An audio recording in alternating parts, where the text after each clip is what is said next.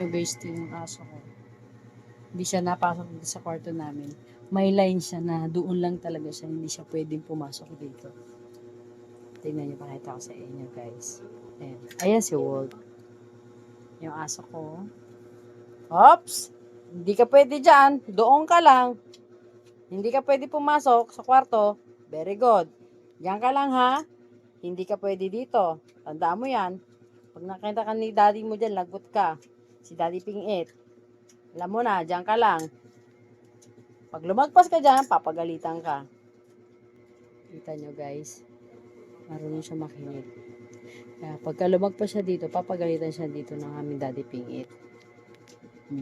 Yan yun guys. Lulan talaga siya. Hindi siya pwede pumasok. Alam niya kung saan yung line niya talaga. Hindi siya pwede umentry. Dito kasi paggagalitan talaga siya. Yan, kakaawa ko. Nakikita niya kasi yung mga anak ko.